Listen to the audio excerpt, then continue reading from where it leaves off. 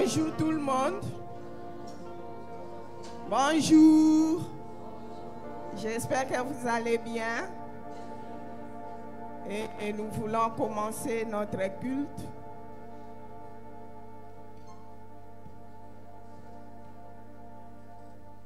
Comme il nous a été annoncé que nous aurons de la visite ce dimanche. Et vous voyez déjà.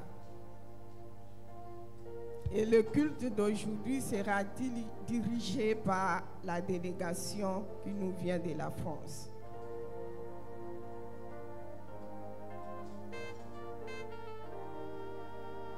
En attendant que le pasteur Maxi vienne pour modérer les cultes, les chantres peuvent balancer quelque chose.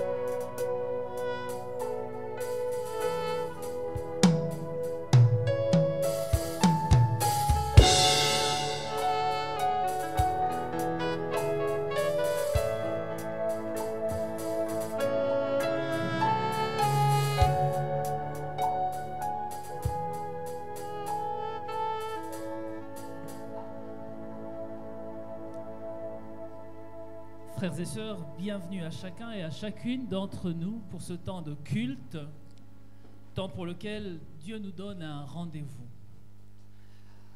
Un rendez-vous avec une parole lors de chaque rencontre, un rendez-vous pour recevoir ensemble sa parole. Une parole de relèvement, de restauration, une parole d'accompagnement, une parole de bénédiction, une parole qui nous conduit, une parole qui nous invite. Une parole qui nous appelle à remettre en question nos discours, à remettre en question l'espérance dans nos vies, à remettre à Dieu l'amour qui nous engage. Et pour vivre ce temps de culte et ce temps de communion, je nous invite à nous lever et à prier.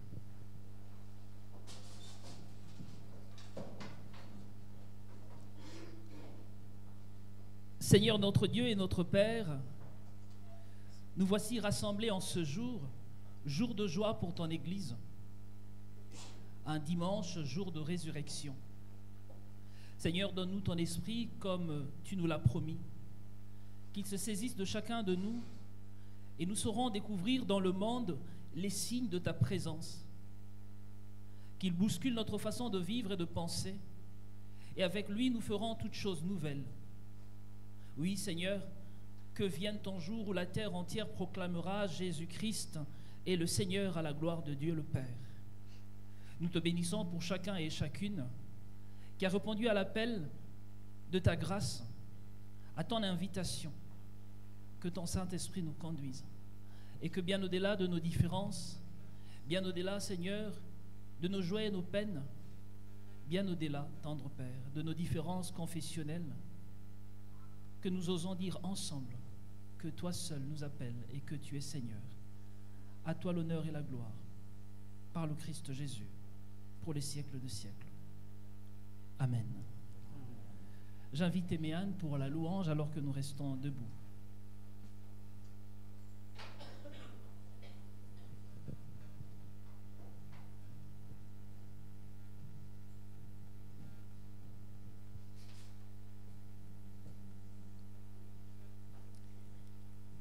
Il y eut un soir, il y eut un matin.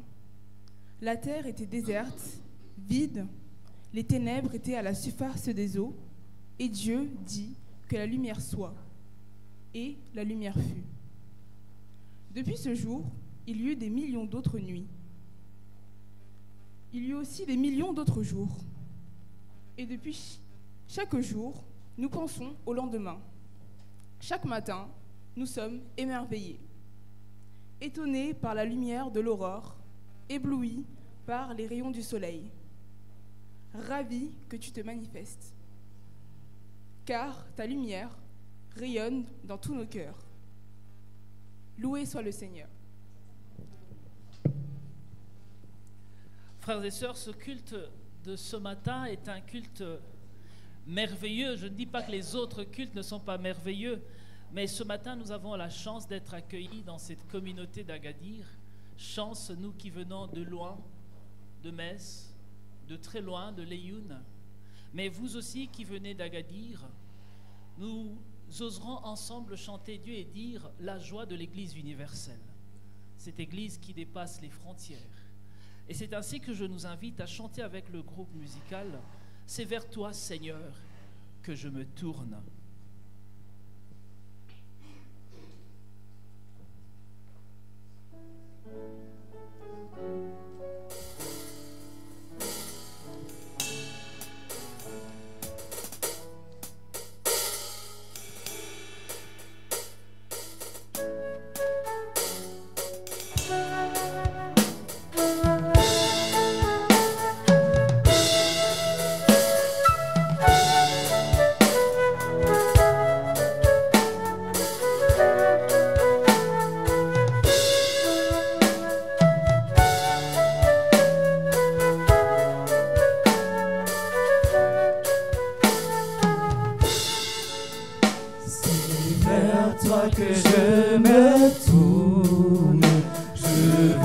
Marcher dans tes voies, je lève mes mains pour te rencontrer. Mon cœur désire te chanter, pour bénir et célébrer ton saint nom, car tu es fidèle et bon. Seigneur, oh Seigneur, je vais te donner. Seigneur, oh Seigneur, ma vie à jamais. Les yeux contemplent ta gloire, ta vie ranimée ma foi, ta paix et ta joie inondent mon cœur. Toi seul fais tout mon bonheur. Je veux proclamer que tu es celui qui chaque jour nous bénit. Seigneur, oh Seigneur, je veux partager. Seigneur, oh Seigneur, ton éternité. Seigneur, oh Seigneur, je veux partager. Seigneur, oh Seigneur, ton éternité.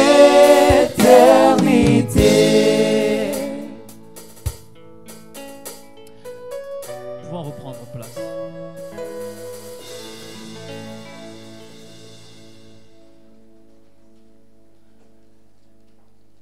Frères et sœurs, chers amis, l'exhortation que le Seigneur nous donne ce matin est tirée de l'épître, de la lettre de Jean, première épître de Jean au chapitre 1er, les versets 7 à 8. 1 Jean chapitre 1, versets 7 à 8. Mais si nous marchons dans la lumière, comme il est lui-même dans la lumière, nous sommes mutuellement en communion, et le sang de Jésus, son Fils, nous purifie de tout péché.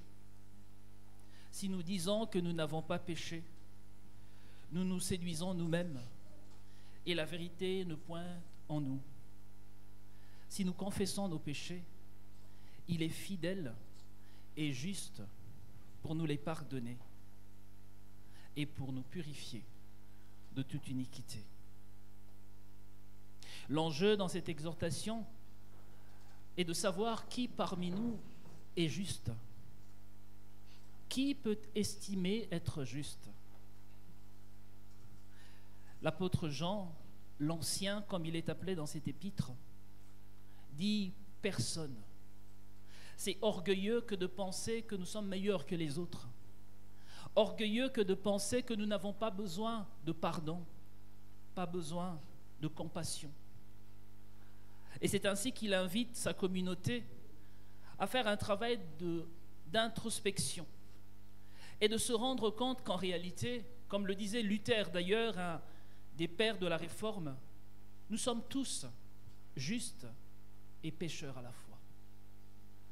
Et puisque nous sommes tous justes, justifiés par le sang de Jésus, mais pécheurs puisque coupables, il nous invite à confesser nos péchés et à nous pardonner mutuellement.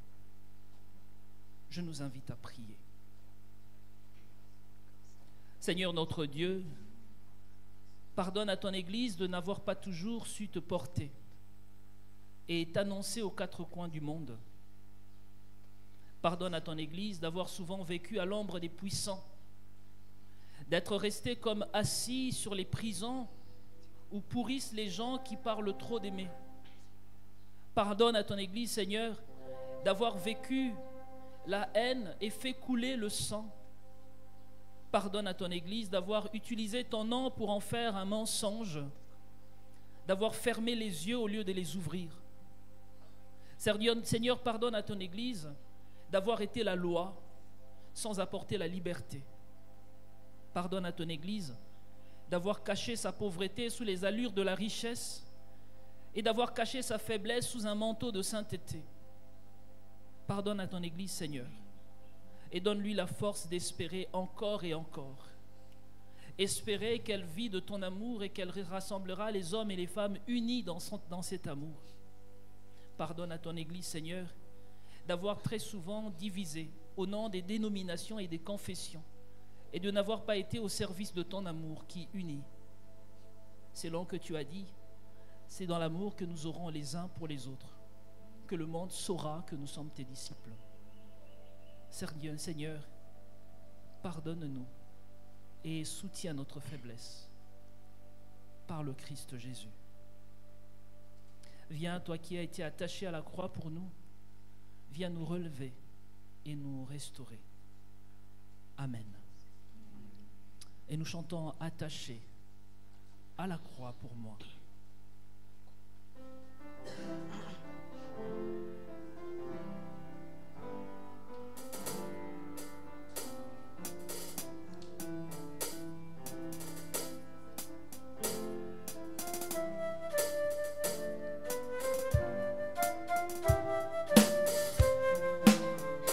Quel sauveur merveilleux je possède, il s'est sacrifié pour moi, et sa vie innocente il cède, pour mourir sur l'infâme bois.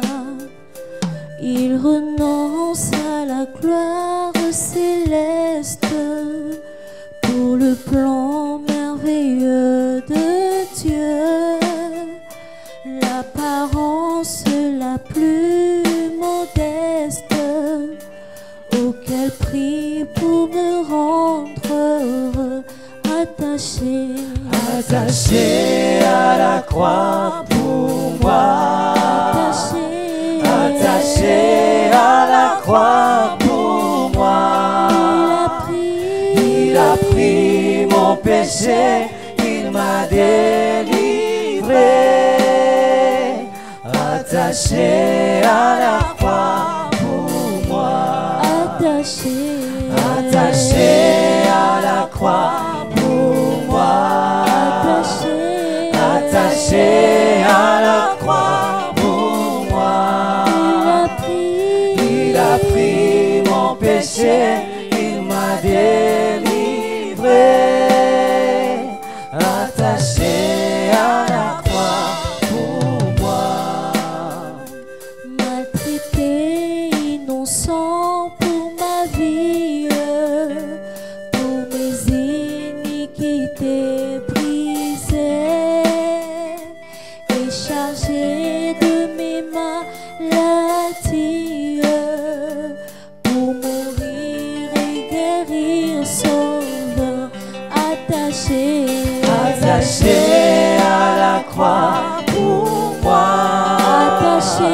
Attaché à la croix pour moi. Il a pris mon péché, il m'a délivré. Attaché à la croix pour moi. Attaché à la croix pour moi. Attaché à la croix pour moi. Il a pris mon péché, il m'a délivré. Attaché à la croix pour moi.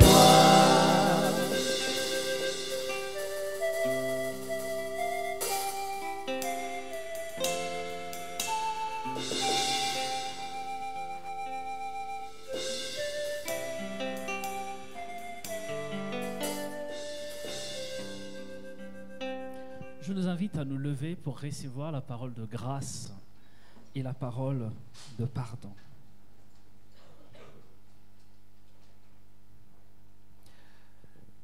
Le Seigneur dit, venez, venez à moi, vous tous qui êtes chargés et fatigués, et je vous donnerai le repos.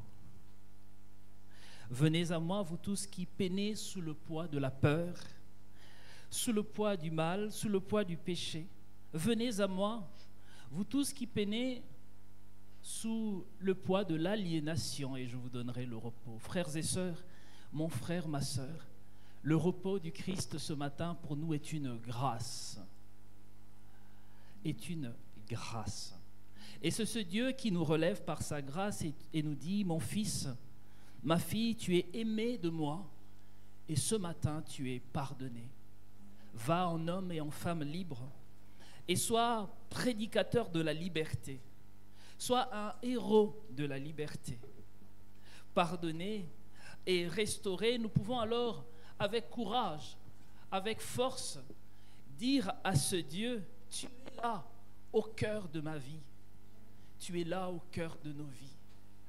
J'aime à dire souvent cette belle phrase qu'a dit un des chantres de mon pays, quand l'homme qui ne connaît nos cœurs nous condamne, Dieu qui vit dans nos cœurs compatit. Il est là au cœur de nos vies. Nous le chanterons ensemble comme réponse à cette grâce et à ce pardon.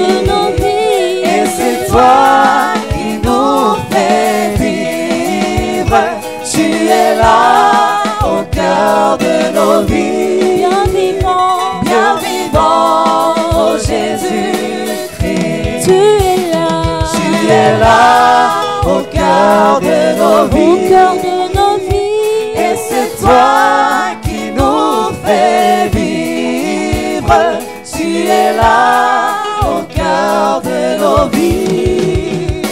Bien vivant, Jésus-Christ.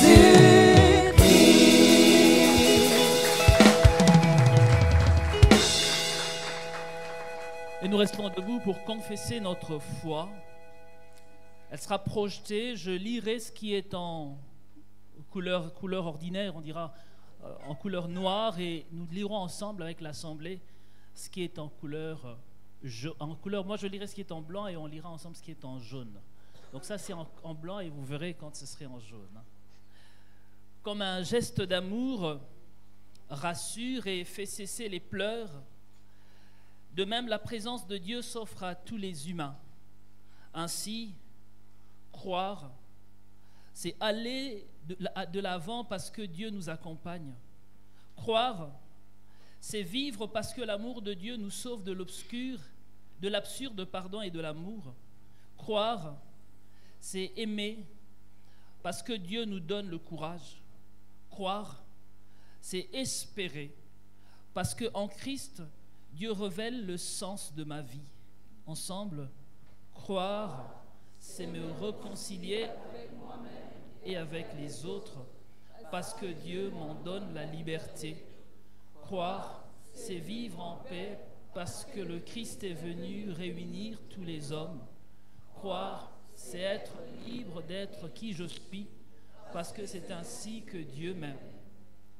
Croire, c'est vivre tout cela et tant d'autres choses encore parce que Dieu est venu et vient encore nous dire que la foi est possible, que l'amour est possible, que la vie est possible parce que Jésus-Christ est ressuscité. Comme la main d'une mère posée sur la joue d'un bébé fait cesser les pleurs, comme la main d'un père sur l'épaule de l'enfant lui donne le courage d'avancer dans la vie, ainsi la main de Dieu pour celui qui croit. Croire, c'est aller de l'avant parce que la main de Dieu nous guide. Croire, c'est vivre parce que la main de Dieu nous sauve et nous révèle. Croire, c'est être en paix, c'est sentir rassuré, car nous sommes dans la main de Dieu. Amen.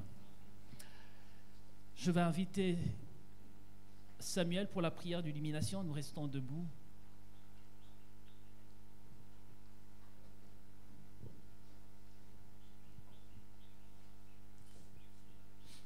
Nous mettons à tes pieds tout ce que nous avons et tout ce que nous sommes.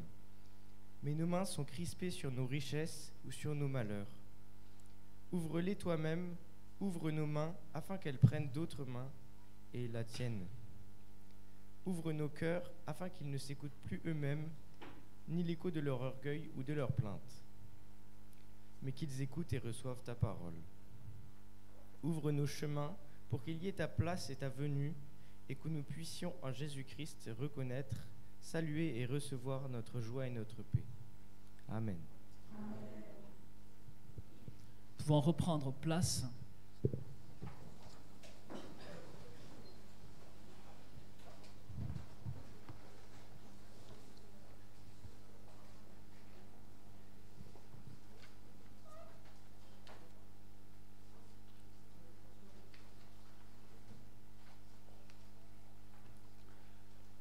Le texte de la prédication de ce matin, qui nous sera dite par la pasteur Anitra,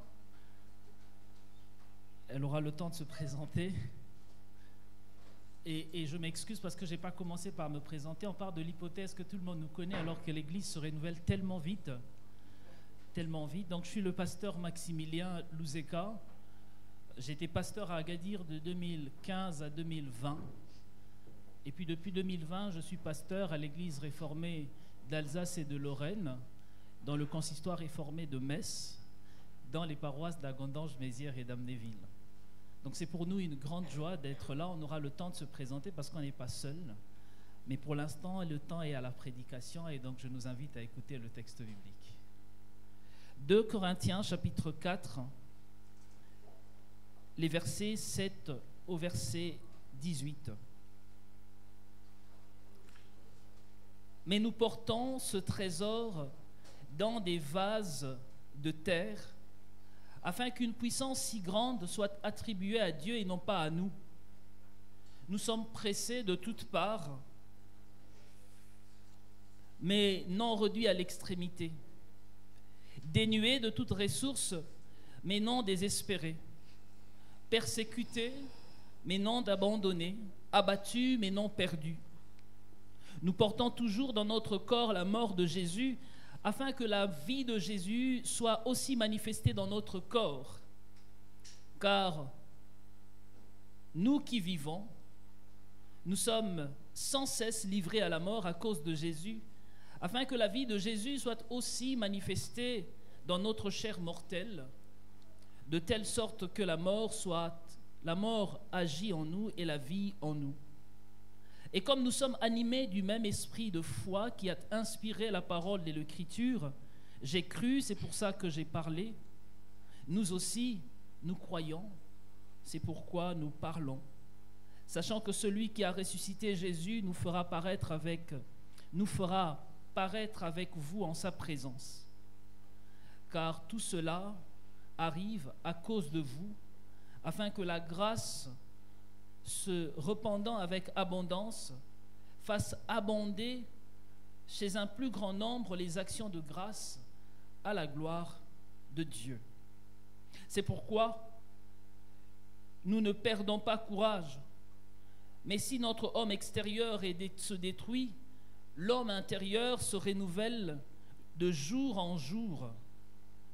Car notre légère affliction du moment présent produit pour nous le poids éternel d'une gloire sans mesure et sans limite, parce que nous ne regardons pas aux choses visibles, mais aux choses invisibles. Car les choses visibles ne sont que pour un temps, mais les choses invisibles sont éternelles. Avant d'écouter la prédication de ce matin, nous chantons comme un souffle fragile, ta parole se donne.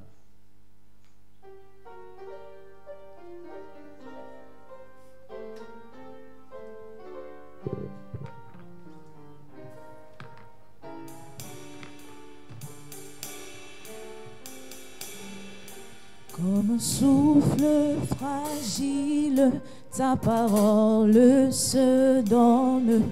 Comme un vase d'argile, ton amour nous façonne. Ta parole est murmurée comme un secret d'amour. Ta parole est blessurée qui l'on s'ouvrait les jours. Comme un souffle fragile, ta parole se donne. Comme un vase d'argile, ton amour nous façonne. Comme on sort des prisons, ta parole qui promet la moisson. promet la moisson. Comme un souffle fragile, ta parole se donne. Comme un vase d'argile, ton amour nous façonne. Ta parole est partagée comme on coupe du pain. Ta parole est passager qui nous dit en chemin. Comme un souffle fragile, ta parole se donne. Comme un vase d'argile, ton amour nous façonne. Ta parole est partagée comme on coupe du pain. Ta parole est passager qui nous dit en chemin. Comme un souffle fragile, ta parole se donne. Comme un vase d'argile, ton amour nous façonne.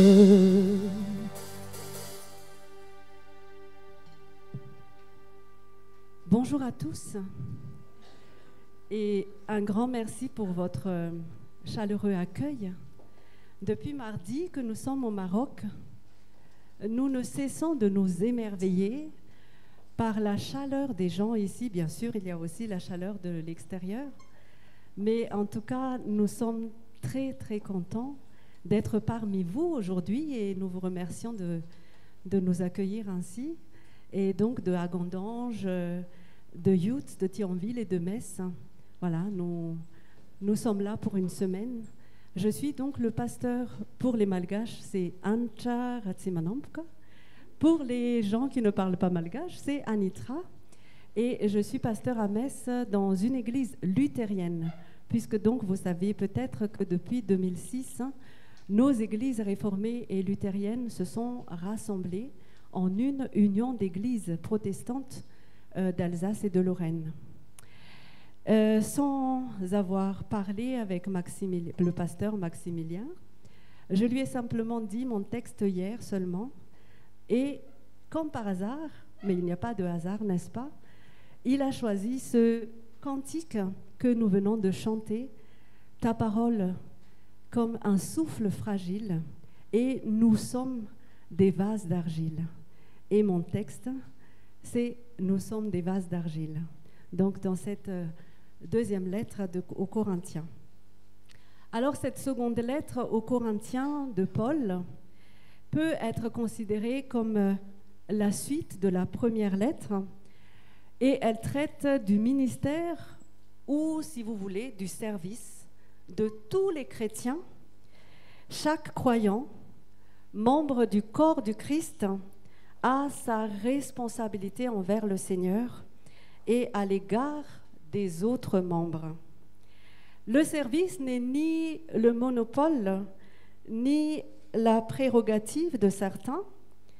Désigner officiellement le clergé, comme le pasteur Maximilien par exemple, seul habilité à exercer le ministère chrétien, aboutit à une restriction du service mutuel par l'inactivité de beaucoup de croyants et il en résulte une grande perte de bénédiction spirituelle. Je prends l'exemple en France, mais je suis sûre que ce n'est pas pareil chez vous. Le pasteur est vraiment le seul sur qui repose beaucoup de services. Nous faisons l'école de dimanche, nous faisons le catéchisme, nous faisons aussi partie de la chorale et le partage biblique ou les études bibliques. On est aussi là pour être avec la mairie, la préfecture, conseil d'administration dans différents services. Et du coup, les laïcs ne prennent pas trop de responsabilités parce que nous sommes salariés et les autres personnes sont bénévoles et tout se repose sur le pasteur. Et ainsi, on a, comme le dit le texte, une perte de bénédiction spirituelle.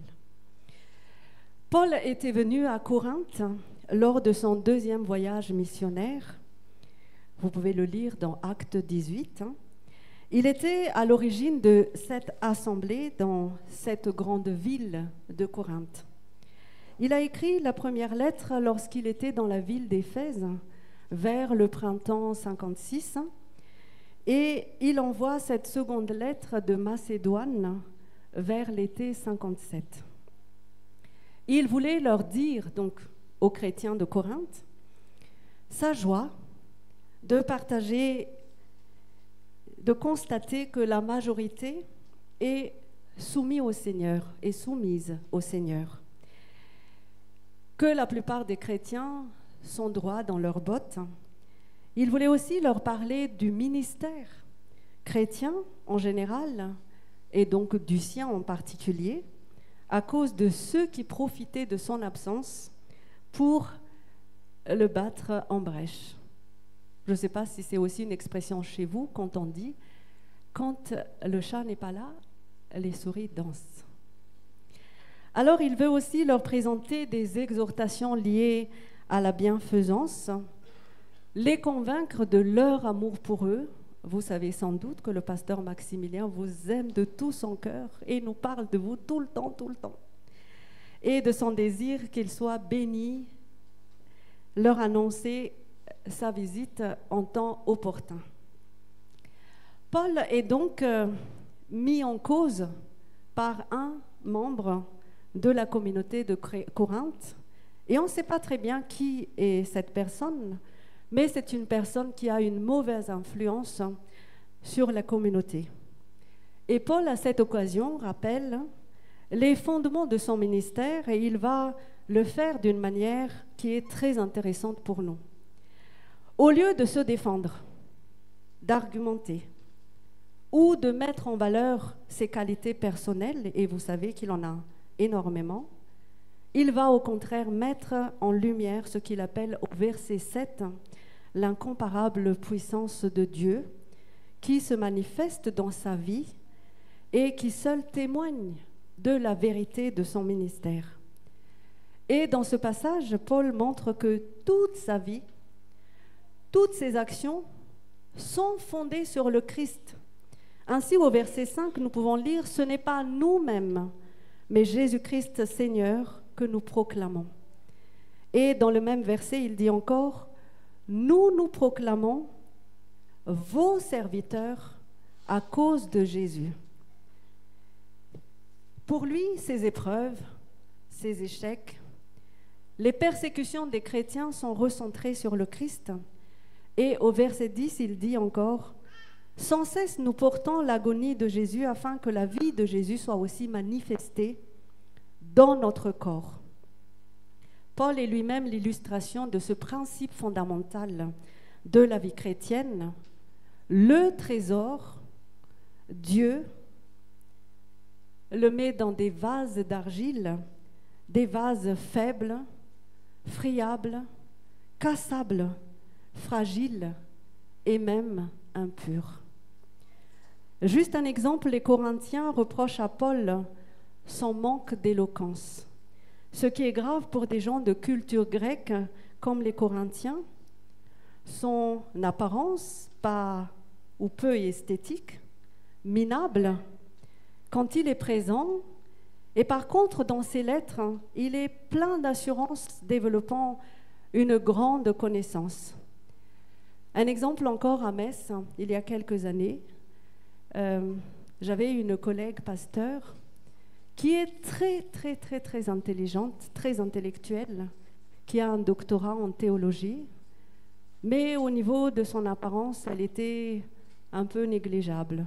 Elle avait des taches sur ses vêtements, elle était mal coiffée, mais quand elle parlait, vous avez juste envie de boire ses paroles. Et malheureusement, cette paroisse était un peu, on va dire, bourgeoise, qui ne pouvait pas accepter qu'un pasteur se présente ainsi. Et donc, le conseil a tout fait pour qu'elle quitte la paroisse à cause de cela. Pourtant, c'est une pasteur de très grande valeur. Et c'est ce que dit exactement Paul ici. Il était très peu éloquent, il avait l'extérieur un peu minable, un peu négligent, et finalement, il n'a pas été très aimé à cause de cela. Alors Paul répond, « Quand je suis présent parmi vous, Dieu permet qu'on ne puisse pas m'admirer, car je ne me prêche pas moi-même, c'est Jésus-Christ que je prêche. Et c'est Dieu qui veut que je manifeste ainsi sa puissance à travers ma faiblesse. Ce trésor, nous le portons dans des vases d'argile afin que cette incomparable puissance soit attribuée à Dieu et non pas à nous. » L'exemple de Paul est toujours d'actualité et pour ceux qui œuvrent dans l'Église semaine après semaine, nous savons combien elle est fragile. Cette fragilité est notre chance. En Allemagne, on a fait une enquête pour savoir comment les gens classaient les métiers par ordre d'importance. Et la majorité avait classé le métier du pasteur après celui de la femme de ménage.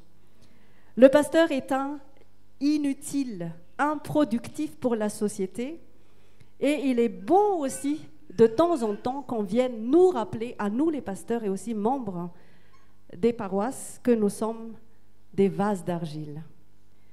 Nous aimerions tellement gommer ce vase d'argile pour ne garder que le trésor. Nous aimerions que le monde voie combien le trésor de Dieu est beau. Mais le trésor de Dieu ne peut être beau que dans des vases d'argile. N'est-il pas vrai que nous avons tous une idée de ce qu'est un vrai chrétien?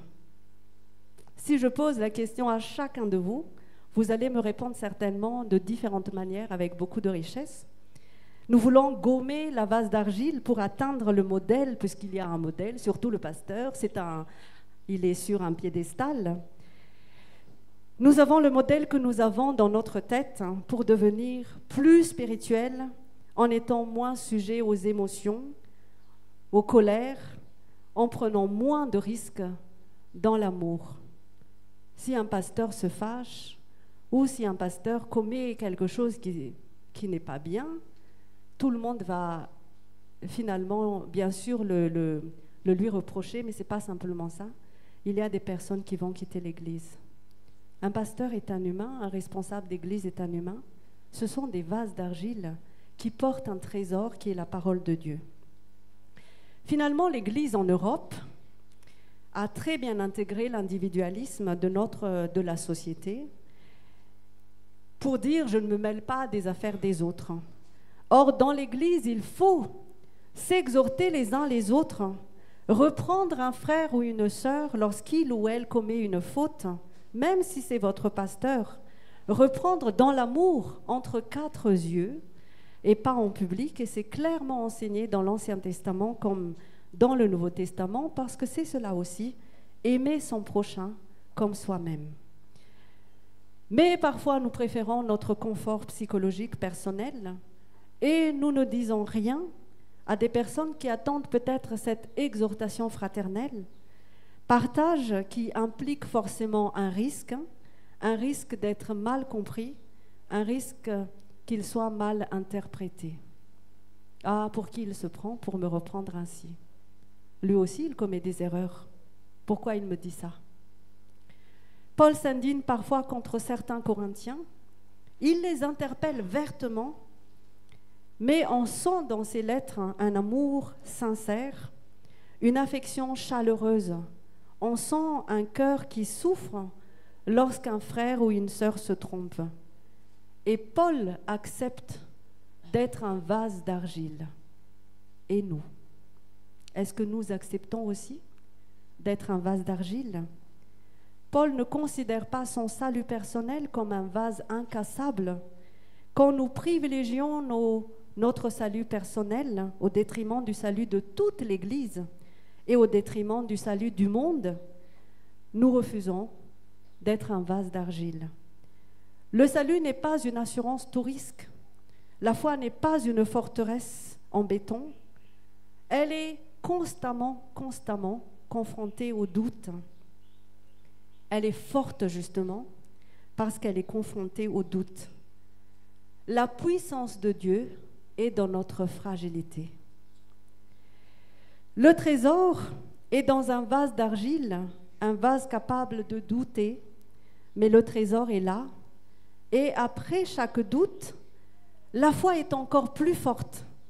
Et tous les enseignements humains n'y changeront rien. Qu'est-ce donc ce trésor? Ce trésor, c'est tout simplement la vie de Jésus. La vie du Seigneur Jésus qui veut se répandre, non pas par notre invincibilité, nous ne sommes pas des superman et des superwoman, mais par notre faiblesse. La vie du Seigneur Jésus lui-même, vase d'argile, puisqu'il a pleuré, il a été troublé, il a crié, il s'est mis en colère, fut triste jusqu'à la mort. C'est aussi la vie de celui qui a tressailli d'allégresse par l'action du Saint-Esprit, louant son Père, se nourrissant de ce que son Père lui donnait à faire, même si c'est d'aller jusqu'à la croix. La vie de celui qui, quelques heures avant la croix, a annoncé que sa joie, sa paix, seront en nous comme une source secrète, un fleuve puissant qui nous transportera à travers nos souffrances. Le vase d'argile est un vase de souffrance. Jésus n'a jamais dit que nous ne souffrirons pas à sa suite. mais il a dit que nous serons portés dans notre souffrance. Le trésor, ce n'est ni plus ni moins une vie qui triomphe de la mort, une lumière qui surgit du cœur des ténèbres, comme au premier jour de la création. La puissance du Créateur est en nous, ni plus ni moins en nous, vases d'argile. Que de temps nous perdons dans notre vie chrétienne à nous analyser nous-mêmes, à scruter ce vase d'argile que nous sommes, pour voir comment nous pourrions nous améliorer alors que le Seigneur a déjà mis son trésor en nous. La grande question de la vie chrétienne, ce n'est pas la qualité du vase, c'est la qualité du trésor. Et ce trésor, croyez-en Paul, croyez-en la parole de Dieu, il est de qualité, une puissance incomparable, pour reprendre l'expression de l'apôtre Paul. Le trésor va continuer à se révéler à travers des vases d'argile que nous sommes, en ce temps de la fin, avant la venue de la gloire de Jésus. Temps terrible où ceux qui ont reçu le trésor de la vie de Jésus en eux seront persécutés, haïs, peut-être même dans leur famille, dans les églises. L'Évangile nous annonce ce temps de grande faiblesse de l'Église de Jésus-Christ, juste avant qu'on apparaisse le royaume de Dieu. Mais ce sera un temps où ces vases d'argile brisés, affaiblis, déverseront en flot la lumière dans ce monde de ténèbres, parce que le trésor de la vie de Jésus est en eux. Et Paul met l'accent sur cette espérance, et je finirai par là, car nous le savons, celui qui a ressuscité le Seigneur Jésus nous ressuscitera nous aussi avec Jésus, et il nous placera avec vous près de lui. Pour l'apôtre Paul, c'est une certitude. Il expérimente la résurrection du Christ dans sa propre vie, dès à présent, comme renouvellement de jour en jour. Si nous disons que nous sommes ressuscités avec le Christ et que nous ne changeons pas, que nous sommes toujours comme le monde, nous sommes dans le monde, mais nous ne sommes pas comme le monde, mais si nous nous comportons comme le monde, alors nous ne faisons pas briller le trésor que Dieu a placé en nous. Renouvellement de jour en jour. Amen.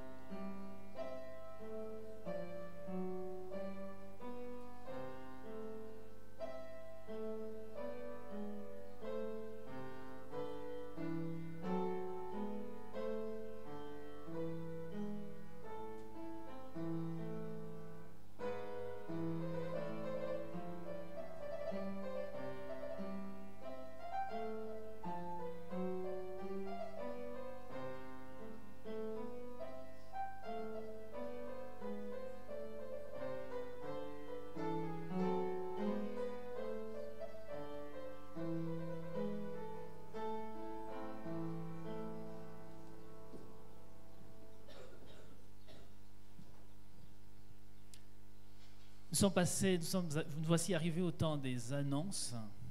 Comme je ne sais pas qui fait les annonces, c'est Emmanuel. J'invite Emmanuel pour les annonces paroissiales.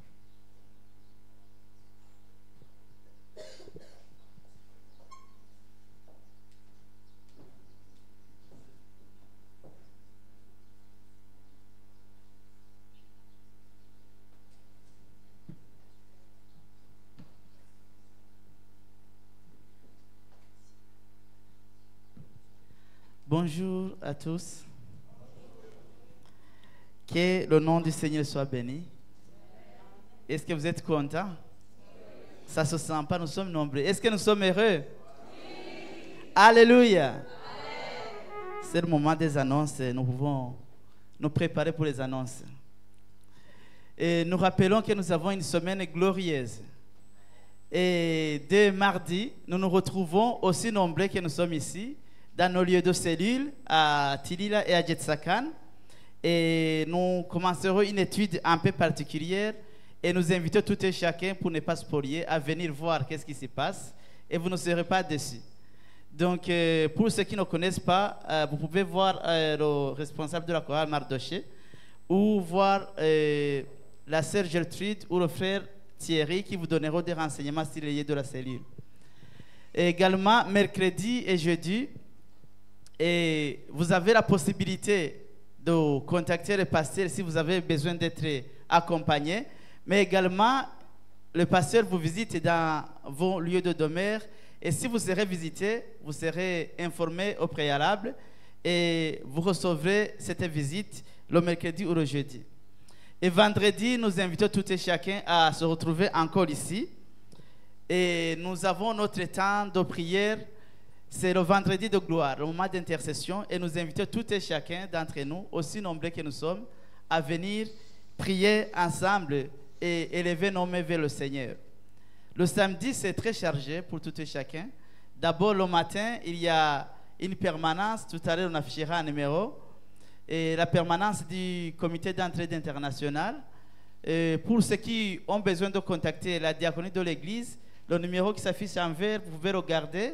Et si vous connaissez des personnes qui traversent des moments difficiles dans la paroisse ou en dehors, merci de les référer à ce numéro et l'église se fera la joie de les accompagner. Et le samedi après-midi, notre belle chorale se retrouve ici pour la préparation du culte. Donc c'est à partir de 14h. Donc si vous souhaitez aussi intégrer la chorale, merci de voir avec le responsable de Mardoché qui vous donnera les renseignements. Et nous vous rappelons également que nous sommes sur les réseaux sociaux. Comme vous voyez, nous sommes en direct. Et si vous avez besoin de revoir le culte ou de recevoir les encouragements de la semaine, merci de vous abonner à ces pages. Juste à la fin du culte, je pense qu'on gardera la page et vous pourrez scanner pour suivre la vie de la paroisse en direct. Et dans la semaine, nous sommes encouragés avec des jeux bibliques, avec des versets qui ont marqué le week-end.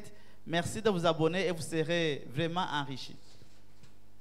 Comme annonce spéciale, nous rappelons qu'il y aura une école de prière. Et je vais inviter le responsable d'intercession pour vous donner plus de renseignements.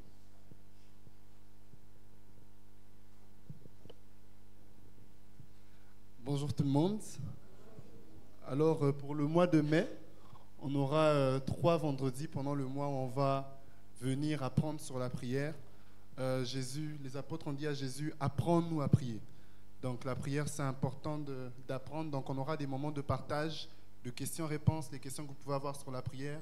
On sera ensemble avec les pasteurs et on aura aussi des moments d'atelier et on aura aussi un vendredi spécial où on ne viendra que pour prier et pour pratiquer ce qu'on aura appris. Donc vraiment, c'est important. La prière, c'est crucial et c'est indispensable pour la vie du chrétien et de l'Église. Donc voilà. Bon dimanche. Merci. Est-ce que vous savez quelle fête nous allons vivre? Ah, on a spolié. Je voulais vous poser la question. Bientôt, c'est la Pentecôte. On a déjà projeté, c'est pas grave. Et pour ça, l'Église a prévu un séminaire sur le thème du Saint-Esprit, le Saint-Esprit et son onction. Et nous serons bénis par le pasteur que vous connaissez, le pasteur de Casablanca, Nicolas Niembele. C'est du 17 au 19. Et nous invitons tout et chacun d'entre vous d'abord à participer, mais surtout à partager l'annonce à tous les frères et sœurs, même ceux qui ne sont pas d'ici, et qui voudraient être bénis par ce thème. Et nous avons toujours la devise, l'invité invite. Donc vous êtes invités et chacun devra inviter 1 ou 2 personnes. Comme ça, nous nous retrouverons ici, ensemble, du 17 au 19. Ne manquez pas ces moments. Et le GBI nous annonce également un camp différent. Et nous sommes le jour J-9. Donc, Ici, on a fait c'est moins... Ah, c'est -1. Donc, ah oui. Bon, je ne connais pas quand commencent les vacances, mais je vois qu'il y a des gens qui ne roulent pas. Donc, dès demain, les vacances pour les étudiants commencent. Donc, et le GBI a choisi à ce temps pour faire son cantifran. Et vous êtes encouragés à participer. Ceux qui veulent plus de détails, vous pouvez contacter la sœur Maria, qui vous donnera plus de renseignements, ou n'importe quel autre responsable d'église. Et le prix de participation, c'est 295. Et vous ne serez pas dessus parce que toute une semaine, vous serez pris en charge, accompagné, nourri spirituellement et physiquement, et aussi avec le transport retour. Et nous rappelons également que l'Église nationale est sur les réseaux sociaux et sur les pages, et aussi dans nos pages, nous partageons une émission de 5 minutes avec Jésus. Et c'est une émission, juste 5 minutes, on nous encourage, on nous exhorte. Vous pouvez l'écouter en allant à l'école, en allant au travail ou en rentrant de l'école, mais vous serez vraiment bénis et nous vous encourageons à suivre cette émission. Chaque paroisse, chaque semaine nous encourage. Donc, est-ce qu'il y a des personnes qui nous visitent pour la première fois? Je veux dire, à part ceux qui nous ont visités en groupe et que nous allons accueillir tout à l'heure. Est-ce qu'il y a des personnes qui nous visitent pour la première fois? Est-ce qu'on peut acclamer le Seigneur? Vous pouvez juste vous lever et vous nous direz votre nom, votre nationalité, et si vous êtes de passage ou si vous êtes installé sur Agadir. Shalom. Shalom à tous. Je suis le frère Clément, je viens de Tanger, je suis togolais de nationalité et je suis de passage. Bienvenue.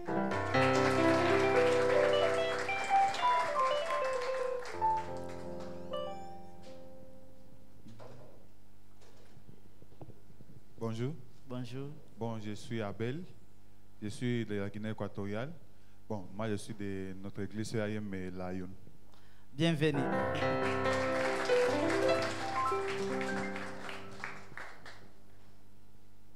Je salue mes frères et sœurs au nom de Jésus. Amen. Je réponds au nom de frère Lopez. Je suis de la nationalité centrafricaine. Je suis invité par le frère, mais je suis de passage. Bienvenue.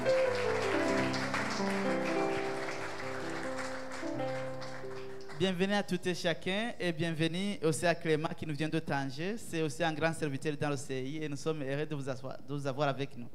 Je pense que c'est la première fois et soyez bénis.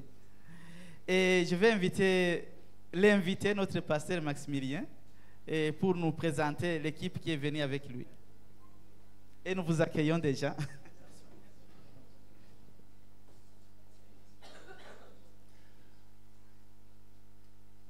Bonjour et bonjour à toutes et à toutes. En fait, je vois tellement de visages que je connais, donc du coup... Donc on est vraiment heureux d'être parmi vous. J'ai envie de dire d'être chez nous, parce que dans la mesure où l'Église appartient à Christ, qui que nous soyons, nous sommes ici chez nous. Je ne suis pas venu seul, je suis venu avec ma collègue Anitra qui a fait la prédication tout à l'heure, et 10 jeunes. Je vais tout à l'heure les appeler, ils vont se lever et puis comme ça vous les verrez. On est venu pour une semaine. On est arrivé le mardi passé par l'aéroport de Fès. On a visité la communauté de Fès le mardi même soir. Le jeudi matin, on a été à Volubilus et le jeudi après-midi, on a visité. Et le mercredi, matin, on a visité Volubilus. Et le mercredi après-midi, on a été voir les sœurs franciscaines de Jésus à Meknes, à la Médina de Meknes. Le jeudi et le mercredi soir, on a visité la paroisse de Meknes. Le jeudi matin, on a pris la route pour Rabat. On a visité l'archevêché de Rabat avec le père, l'archevêque cardinal Cristobal à Rabat. Et puis le jeudi soir, on était avec la paroisse de Rabat, la jeunesse de Rabat, avec qui on a passé un extraordinaire moment. Ils ont mis tellement, ces jeunes ont tellement mis la barre haute qu'on espère que vous dépasserez tout à l'heure. Je vous mets un peu de pression, comme ça c'est beaucoup mieux, quoi. Et le vendredi matin, on a été visiter l'Institut Al-Muafaka. Et le vendredi après-midi, on était à Casa pour pouvoir participer à la diaconie avec le CEI, mais on n'a pas pu pour des raisons de transport. On n'avait pas anticipé que c'était les débuts de vacances, donc on a raté notre train et bon, c'était vraiment un périple. Finalement, on a quand même rencontré la jeunesse de Casa, et puis le vendredi à 23h, on a pris notre bus pour arriver à Agadir hier à 7h du matin. Donc c'était terrible pour nos jeunes de dormir en bus, mais belle expérience. Et aujourd'hui, nous sommes ici à Agadir. Demain, nous serons avec Emmanuel pour le CI le matin. Et demain soir, on s'est dit, après une semaine de torture, on va un peu lâcher la meute pour pouvoir profiter de la plage. En Moselle, on n'a pas de plage. Et profiter du beau temps, parce qu'en Moselle, on a 9 mois quand même d'hiver, quoi. Donc, et après, nous rentrerons paisiblement chez nous. Pourquoi j'ai commencé par vous donner ce détail du programme? Pour que vous compreniez l'enjeu, au fait, de notre visite. Je crois que pour certains parmi eux, c'est la première fois de vivre un temps de culte pareil. Pour certains parmi vous aussi, c'est la première fois peut-être de finir le culte avant 1 heure.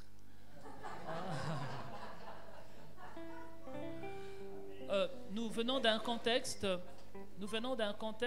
où le culte dure grand maximum 1 heure du temps, c'est de 10h à 11h, où la culture veut que quand le culte dure 1h05, les personnes peuvent se lever et sortir. Nous venons d'un contexte où la moyenne d'âge dans nos églises est de 65 ans. La moyenne d'âge dans nos conseils presbytérales est de 70 ans, voire 80 ans. Nous venons d'une église où la moyenne de présence au culte dimanche est de 30. Et pourtant, c'est des églises qui ont dans leur registre de membres 3 000, 4 000, 5 000, voire 6 000 membres.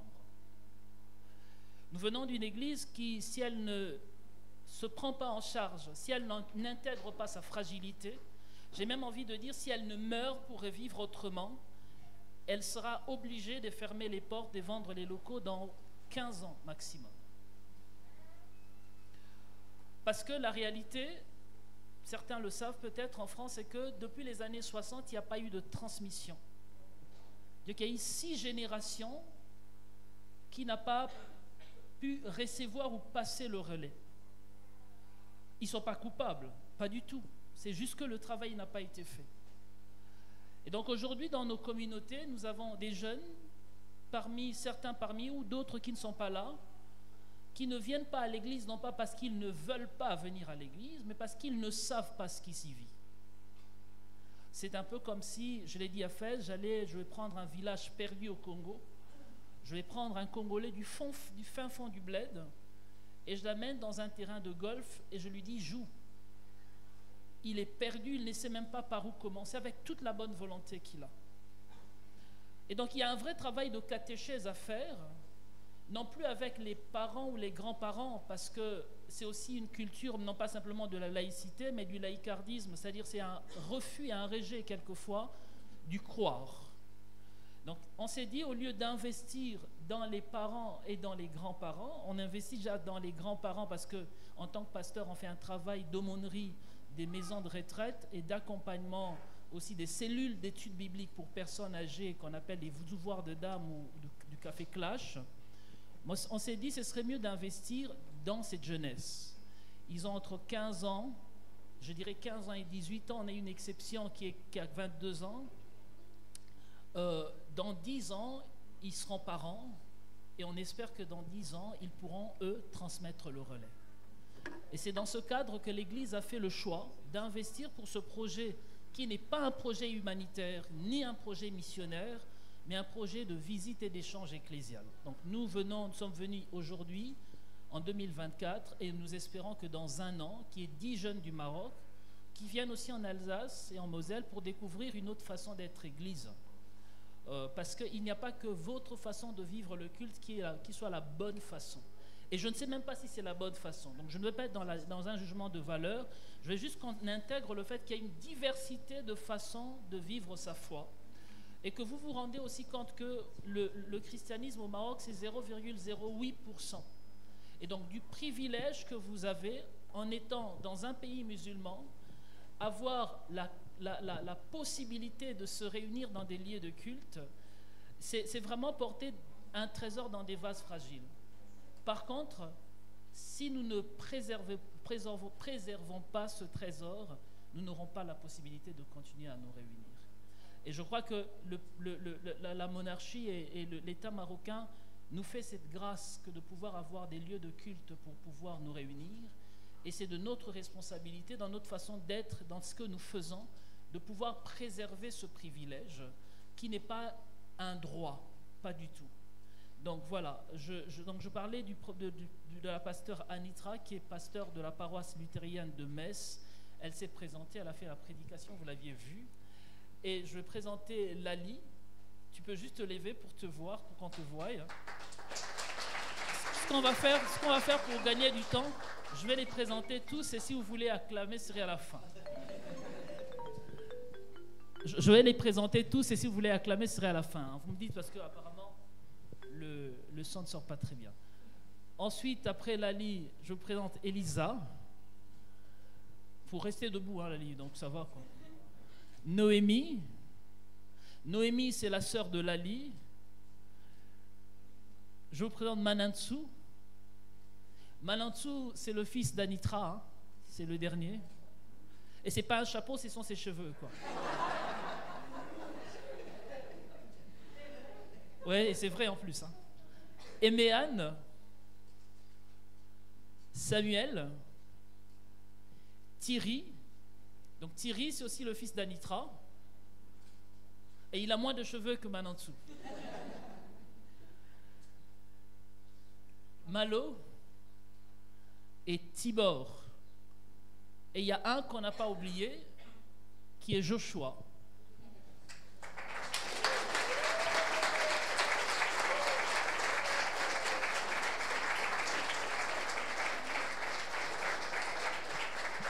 Et je ne veux pas garder l'attention sur Joshua, mais Joshua est organiste. Donc c'est peut-être le seul qui a le privilège d'être au culte chaque dimanche, parce qu'il est organiste et pianiste. Donc c'est lui qui accompagne nos cultes dans différents lieux de culte chaque dimanche. Et aujourd'hui, il nous a fait la grâce d'être là pour accompagner ce culte.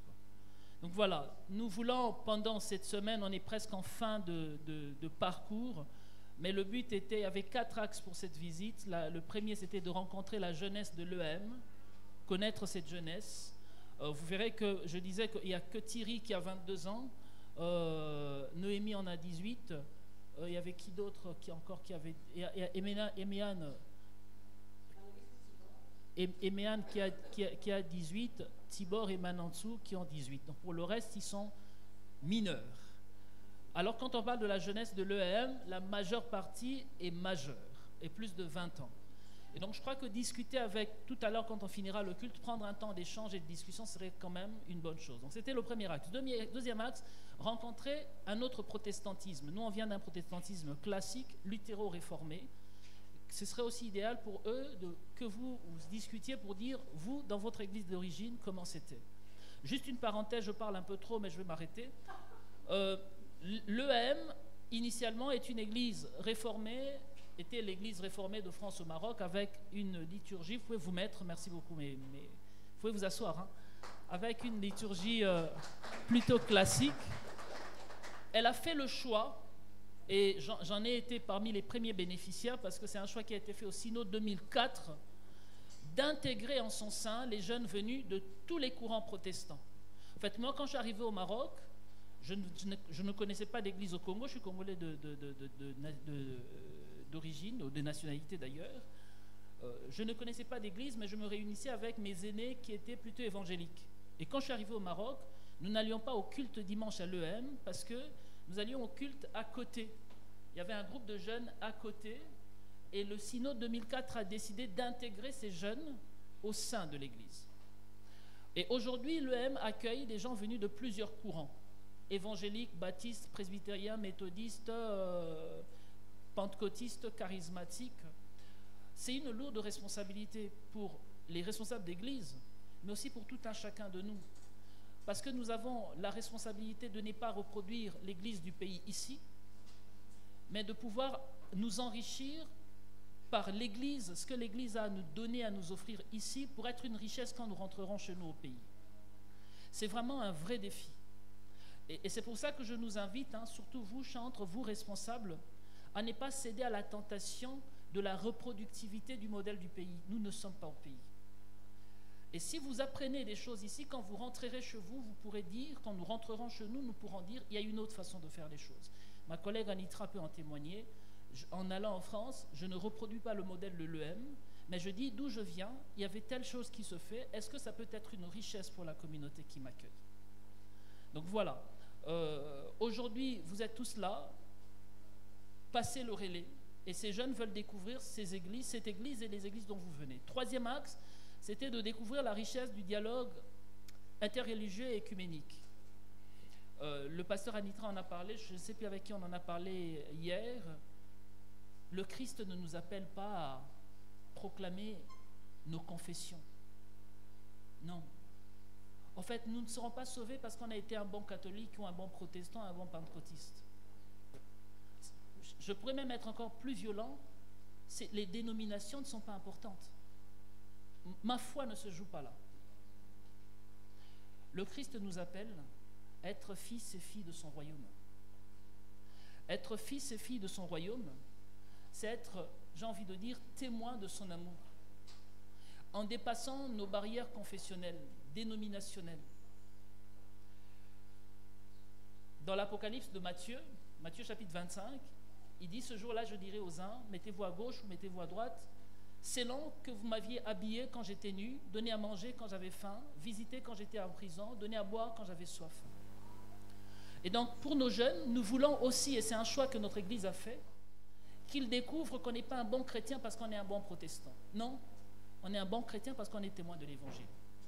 C'est pour ça qu'on a été à Al-Muafaka, c'est pour ça qu'on a été visiter ce que les sœurs catholiques font dans la Médina de Meknes, auprès de la scolarité pour les Marocains, l'accompagnement des mères seules. Ce témoignage a été extraordinaire. Quand nous sommes arrivés à Rabat, on a mangé un bon gros poisson et c'est une Marocaine musulmane qui nous l'a cuisiné. Ouais, pour certains, ils ont un peu mal au ventre, parce que c'est très épicé. Très épicé, mais voilà. Et je me dis, osons, frères et sœurs, osons être témoins de l'évangile de Jésus. Les personnes qui ont peur de la confrontation, ou c'est pas une confrontation, comment je peux le dire, de faire chemin avec les autres, d'aller à la rencontre des autres, n'ont, pour ma part, qu'une foi si fragile. Quand sa foi est assise, on n'aura pas peur de la rencontre avec l'autre, pas du tout. Donc voilà, quatrième axe, c'était la diaconie, le travail qui est fait ici avec le CEI. En France, on nous parle souvent de l'immigration, mais souvent c'est des chiffres. Et on s'est dit, pour nos jeunes, ils ne seront pas tous pasteurs, et Dieu merci, Dieu sait s'ils seront pasteurs, mais ils seront acteurs dans la société. On s'est dit, ce serait mieux que ces jeunes découvrent et palpent la réalité de la migration au Maroc.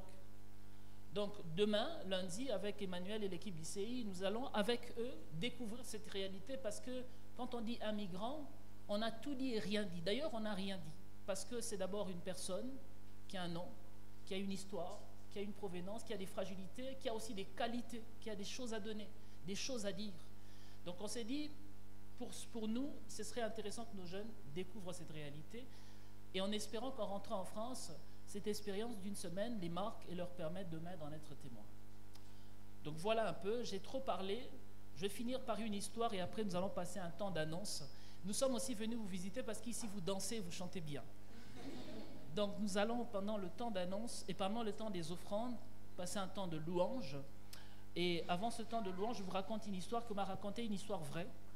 Un collègue rabbin de la ville de Thionville, il m'a dit qu'il a rêvé du paradis, et quand il est arrivé au paradis, il y avait deux pièces. Une pièce de 10 €, 10 € en France, 2 €, pardon, 2 € en France, c'est une pièce, et un billet de 50 €. Et Dieu faisait des louanges à cette pièce de 2 € en disant, ouais, mais qu'est-ce que tu es mon bon et fidèle serviteur, tu es merveilleux, ainsi de suite. Et le billet de 50 € était un peu fâché en disant, mais comment ça, j'ai plus de valeur que lui et tu donnes toute ton attention à cette pièce de 2 €. Dieu lui dit, calme-toi, je vais t'expliquer à la fin. Donc il a continué à faire les louanges, les anges ont chanté pour la pièce de 2 € et finalement le billet de 50 € fâché dit, bon, si c'est comme ça, je préfère m'en aller. Dieu dit, mais écoute, c'est simple, lui je l'ai souvent vu au culte, toi je t'ai jamais vu au culte. Donc Pour certains, vous comprendrez la blague à la fin du culte. Je laisse la place au chantre pour le temps.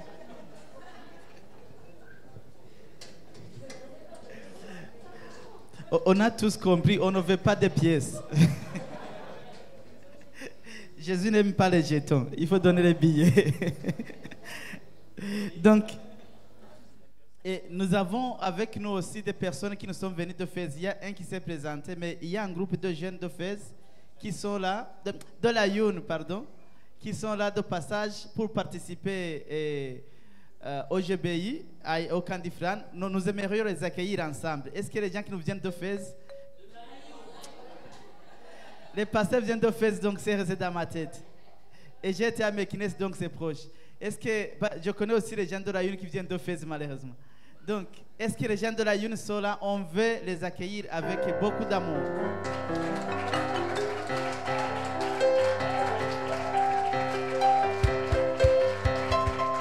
Soyez bénis et que le Seigneur vous accompagne. Et en tout cas, que le Seigneur vous accompagne pendant ce camp et que vous rentriez très bénis et vraiment transformés. Que Dieu vous bénisse.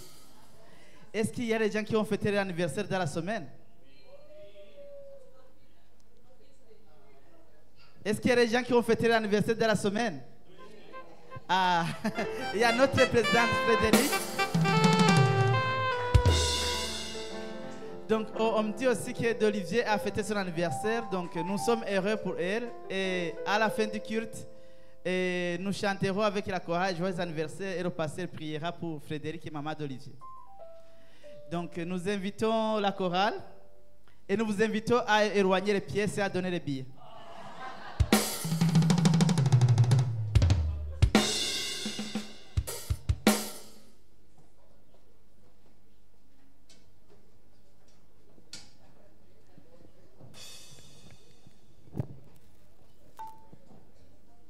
Shalom à tous. Est-ce qu'il y a des gens qui sont venus rendre culte à Dieu ce matin? Est-ce que nous pouvons nous lever pour danser ensemble avec la chorale?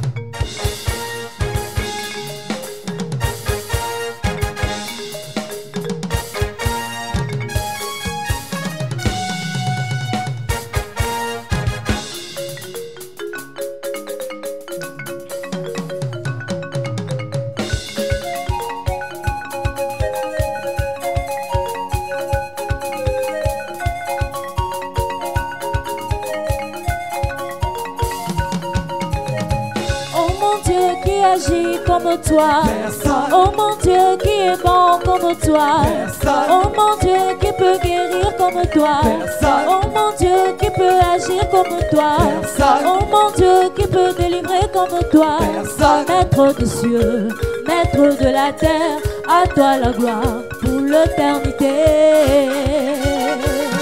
Oh mon Dieu qui est bon comme toi, oh mon Dieu qui est bon comme toi, oh mon Dieu qui est bon comme toi, oh mon Dieu qui est bon comme toi, Maître des cieux, Maître de la terre, à toi la gloire pour l'éternité.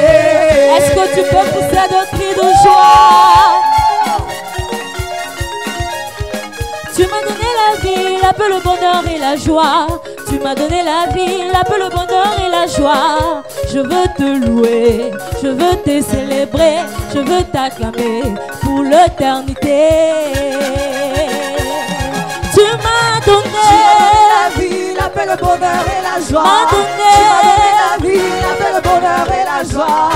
Je veux te louer, je veux te célébrer de tout mon cœur pour l'éternité. Tu m'as donné la vie, la paix, le bonheur et la joie. Tu m'as donné la vie, la paix, le bonheur et la joie. Je veux te louer, je veux te célébrer de tout mon cœur pour l'éternité.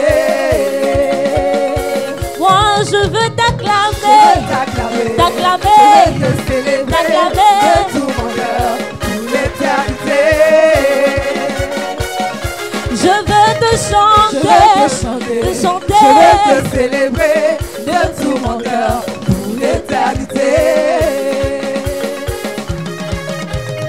Je vis ta bonté, tu ne m'as jamais laissé. Je vis ta bonté, tu ne m'as jamais laissé. Oh. Je vis ta bonté, tu ne m'as jamais laissé. Je vis ta bonté. Ah, tu es toujours le même. Jésus ne m'a jamais laissé. Tu es toujours le même. Jésus ne m'a jamais laissé. Tu es toujours le même. Jésus ne m'a jamais laissé. Tu es toujours le même. Jésus ne m'a jamais laissé. Je veux ta bonté, tu ne m'as jamais laissé. Je veux ta bonté, tu ne m'as jamais laissé. Je veux ta bonté, tu ne m'as jamais laissé. J'ai vu ta bonté, tu ne m'as jamais laissé. Tu es toujours le même. Jésus ne m'a jamais laissé. Tu es toujours le même. Jésus ne m'a jamais laissé. Tu es toujours le même. Jésus ne m'a jamais laissé. Tu es toujours le même. Jésus ne m'a jamais laissé. Allez, allez, alléluia. Oh, oh, oh, Jésus le roi de rois. Allez, allez, alléluia. Oh, sois loué. Oh, oh, Jésus le roi des rois. Allez, allez, alléluia. Oh, sois loué. Oh, oh, Jésus le roi de rois. Allez, allez, alléluia. Oh, sois loué.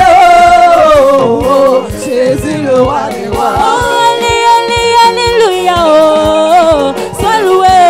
Oh, Jésus le roi de rois. Allez, allez, alléluia. Oh, sois loué.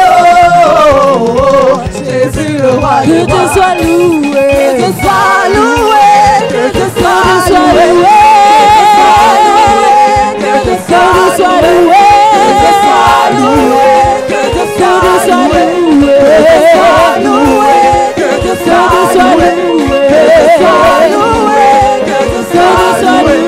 Que te sois loué. Que te sois acclamé. Que te sois acclamé. Acclame, acclame, acclame, acclame. Que te sois acclamé. Que te sois acclamé. Célébré. Que te sois loué. Que te sois loué. Que te sois loué. Que te sois loué. Que te sois loué. Que te sois loué. Que te sois loué. Que te sois loué. Que te sois loué.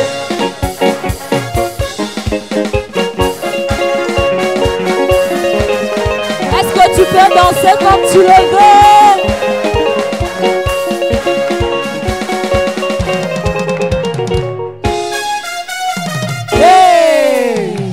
D'autres adorent le vent.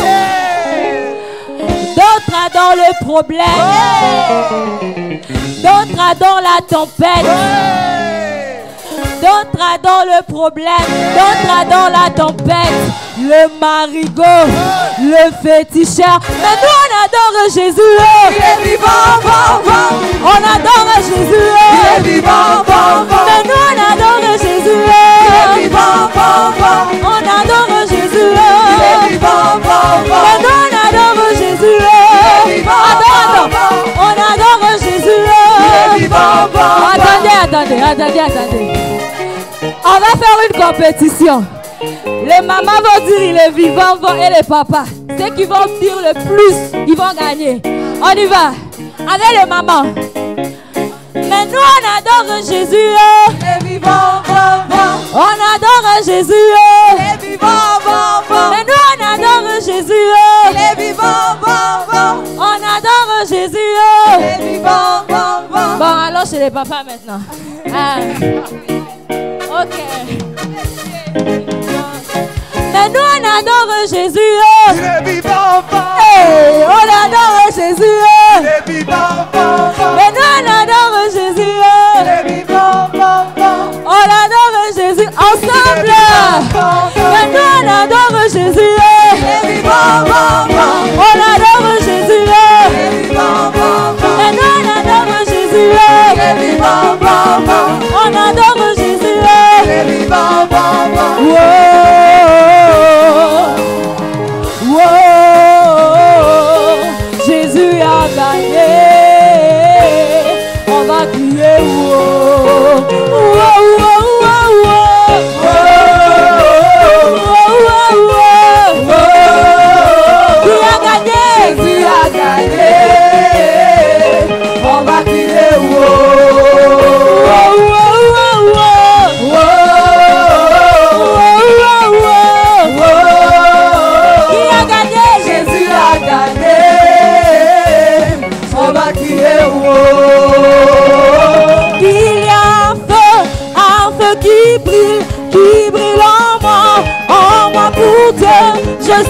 crier ce feu qui brûle en moi pour Dieu. Je peux crier.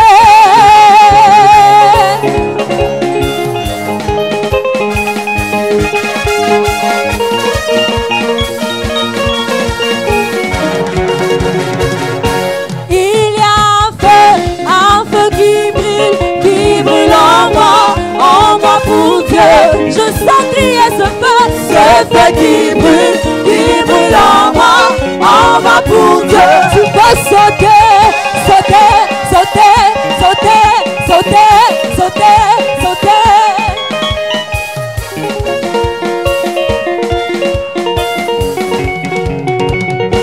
Il y a un feu qui brûle en moi pour Dieu. Je sens crier ce feu qui brûle en moi pour Dieu. Que Dieu vous bénisse.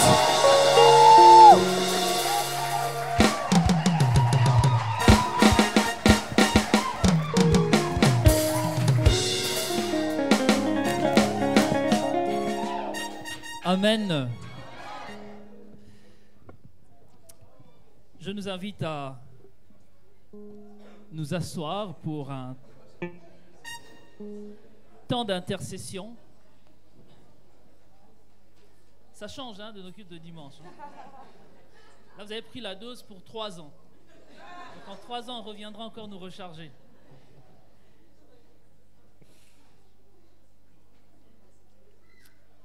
Prions. Seigneur, nous te rendons grâce et te bénissons pour ce temps merveilleux, pour cette offrande que nous avions pu donner. Nous te bénissons, Seigneur, et nous t'apportons aussi celles et ceux qui n'ont pas pu donner. Nous voulons, Éternel, que ce que nous avions mis ensemble serve à l'édification de ton Église, au soutien à l'aide de celles et ceux qui manquent de quoi manger, de quoi se vêtir, de quoi se loger. Donne à celles et ceux qui gèrent cet argent la sagesse et l'intelligence d'en user avec responsabilité. Nous te prions pour celles et ceux qui ont eu une année de plus aujourd'hui, et particulièrement pour Frédéric en sa responsabilité de président du conseil presbytéral, mais aussi de mère et de grand-mère pour nombreux parmi nous. Que ta grâce continue de surabonder dans sa vie, que ta paix l'apaise, que ta joie l'anime, que ta sagesse le remplisse. Nous prions aussi pour les uns et les autres qui en ce jour ont une année de plus, que ce soit une année bénie. La Bible ne dit-elle pas que tu remplis notre année de tes biens? Merci Seigneur pour tout. Seigneur, quand je pense à l'Église, je la voudrais telle qu'elle n'est pas. Attirante, engageante, percutante, militante, et sans doute aussi variée et universelle, secrète et évidente, riche et nourricière, pauvre et véridique, surprenante et solide. Bref, j'aimerais, mon Dieu, que ton Église, qui est notre Église, m'offre ce que je ne lui donne pas. Tu la connais aussi bien et mieux que moi. Cette Église qui fume souvent à peine comme une bougie épuisée. Tu la connais trop petite pour ta grandeur et trop grande aussi pour notre petitesse. Une Église très souvent mal aimée et du coup mal aimante. Une Église dont la fidélité devient répétitive et l'infidélité habituelle. Une Église qui se paie des mots et qui contribue à enténébrer la vie de bons sentiments inutiles et d'accusations décourageantes. Alors Seigneur mon Dieu, fais que je cesse de blâmer l'Église pour me dispenser de moi-même. Fais que je cesse de lorgner sans ses déficiences par le trou de la serrure pour me protéger de moi-même, me protéger de franchir la porte. Fais que je quitte le banc des spectateurs et des moqueurs pour m'asseoir au banc des acteurs et des célébrants. C'est ainsi seulement que je m'arrêterai de regarder ton Église, qui est notre Église, pour y vivre avec les autres. Seigneur, tu la convoques et tu la rassembles de jour en jour, comme sans cesse le berger rattrape la brebis qui boite et qui s'attarde, comme sans cesse la raccommodeuse rattrape la maille qui file et qui déchire. Ton fils est la tête d'un corps aux membres disjoints, et tu le sais. Il est le premier-né d'une famille d'enfants séparés, et tu le sais. Il est la pierre angulaire d'une maison inachevée et en perpétuelle construction, et tu le sais, Seigneur. Mais c'est bien à l'Église que tu tiens, et non pas seulement aux individus, qui se préfèrent chacun bien souvent eux-mêmes. C'est bien à l'humanité entière que tu tiens, et non pas seulement aux membres d'une communauté ou d'un club. Ton Église est ainsi le signe visible de ton dessein total. Seigneur, j'hésite très souvent à appeler cette Église une mère, car elle ne nous a pas engendrés, mais nous l'avions rencontrée en terre marocaine. J'hésite bien souvent à l'appeler ma sœur, car nous ne sommes pas liés par l'obscurité du sang, mais par la liberté de l'esprit. Mais je veux bien l'appeler ma famille, car je lui suis attaché pour le pire et pour le meilleur. C'est ma nouvelle famille dont tu es toi, le Père, l'initiateur, ton Fils le libérateur et le meilleur. C'est ma nouvelle famille dont tu es toi, le Père, l'initiateur, ton Fils le libérateur et l'Esprit le rassembleur. Alors béni sois-tu, Seigneur, toi qui es notre Dieu. Béni sois-tu pour ces jeunes qui sont en chemin aussi pour le camp du GBU. Que ton Esprit Saint les conduise et que le doute qui fortifie notre foi chemine avec eux afin de ne pas rencontrer le Dieu dont on nous a raconté, mais le Dieu dont chacun, dans la finitude et la fragilité de sa vie, expérimente. Béni sois-tu, Père, et comme des enfants que tu appelles à la vie, nous te disons ensemble, notre Père qui es aux cieux, que ton nom soit sanctifié, que ton règne vienne, que ta volonté soit faite sur la terre comme au ciel. Donne-nous aujourd'hui notre pain de ce jour. Pardonne-nous nos offenses, comme nous pardonnons aussi à ceux qui nous ont offensés. Et ne nous laisse pas entrer en tentation, mais délivre-nous du mal, car c'est à toi qu'appartiennent le règne, la puissance et la gloire pour les siècles des siècles. Amen.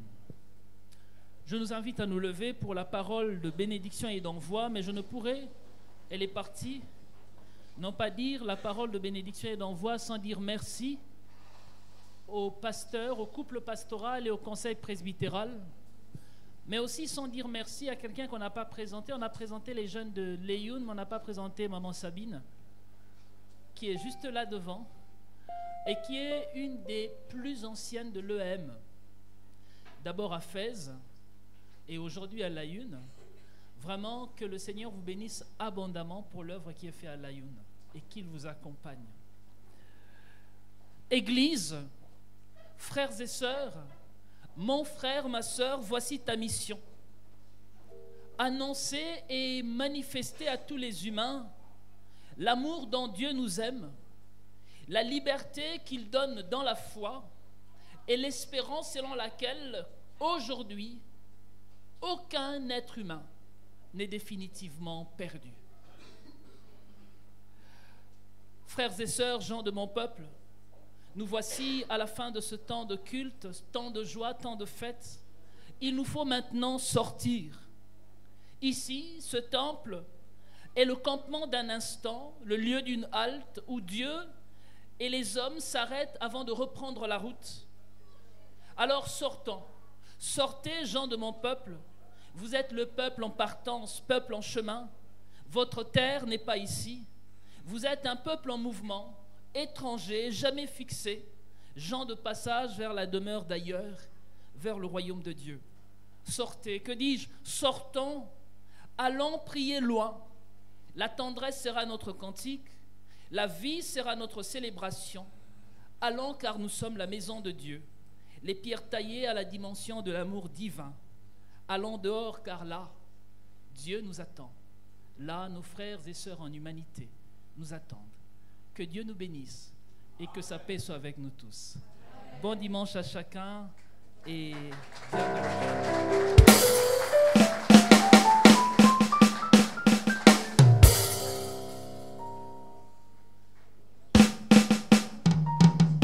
On m'a dit d'attendre un tout petit peu. Il y a la pasteur qui arrive. Juste un petit peu et puis on va sortir. Elle est là ou... Ok.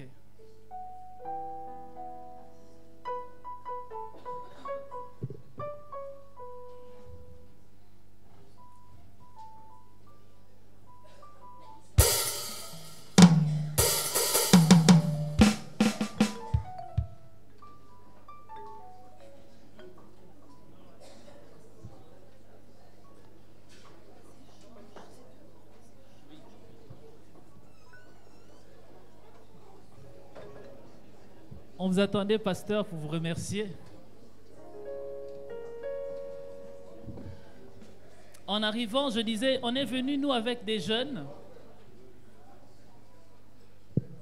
Et, pasteur, est-ce que vous pouvez venir, s'il vous plaît? Quand je suis arrivé au Maroc, j'avais 20 ans. Et en partant de chez moi au pays, en larmes, j'ai dit à mes parents, je pars pour 4 ans et je reviens. Et j'ai fait 15 ans au Maroc. 15 ans au Maroc. Quand je suis arrivé au Maroc, j'étais jeune. J'ai quitté le Maroc, père de 2 filles, marié et père de 2 filles. Quand je suis arrivé au Maroc, c'était fou de penser qu'on aura des enfants dans nos communautés, des écoles de dimanche. C'était impensable. Aujourd'hui, il y a une école de dimanche. Alors que nous, on investit dans la jeunesse, je crois que l'Église du Maroc a tout à gagner à investir dans la petite enfance. Donc en venant, on vous a pris 2 livres pour l'accompagnement du catéchisme des enfants. C'est un cadeau modeste, mais nous espérons vraiment que ce serait une bénédiction pour la communauté.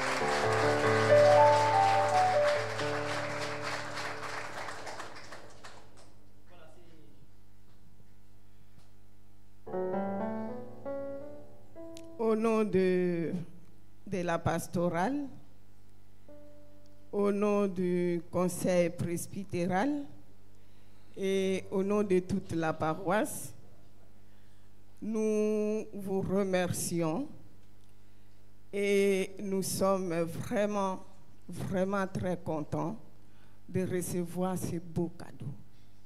C'est le plus beau cadeau qui soit. Un chantre de chez nous, Micheline, a chanté. Je n'ai rien à donner à ma famille, mais c'est le cadeau non emballé, le nom de Jésus. C'est le plus beau cadeau qui soit. Et investir aux enfants, c'est pérenniser la mission. Vous venez de dire qu'en Europe, ça fait 6 générations. Et maintenant, il y a un grand fossé. Mais au moins ici, il n'y en aura plus. Parce que vous nous avez amené la sémence, comme elle dit le livre des Proverbes. On va s'aimer dans le cœur des enfants. Même s'ils grandissaient, ils ne l'oublieront jamais. Que Dieu pense à vous. Merci beaucoup.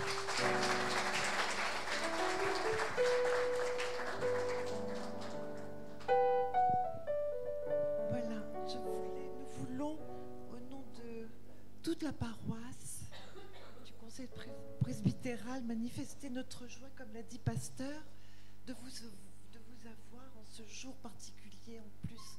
Nous sommes tellement heureux quand pasteur Maxi vient nous voir et nous allons le consacrer avec un petit présent pour vous, pasteur. Comme ça vous aurez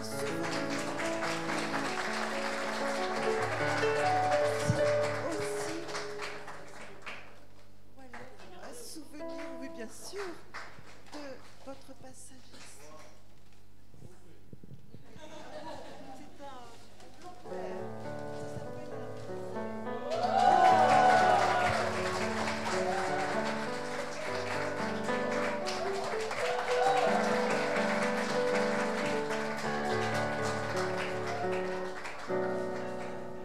Merci beaucoup, ça nous va droit au cœur. Merci beaucoup, merci, ça nous va droit au cœur. Comme moi, c'est toujours une joie de venir à Agadir, sincèrement. C'est toujours une joie. Et je voulais dire, j'espère revenir, mais comme il y a ma collègue pasteur, je ne peux pas le dire. Mais bon. Mais c'est avec un cœur serré que je suis parti d'Agadir. Voilà. Ce n'était pas de gaieté de cœur. Et si j'ai l'occasion de revenir, je reviendrai sans hésiter. Voilà. Que Dieu vous bénisse.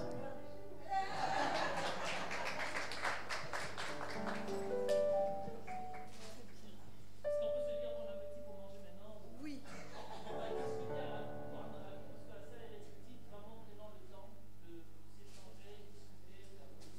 On va partager une petite agapé tous ensemble et puis mon gâteau d'anniversaire. Voilà.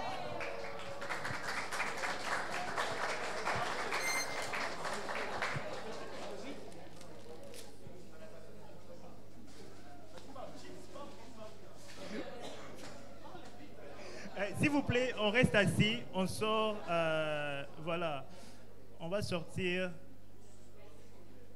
à l'ordre, par l'ordre donné par les services d'accueil.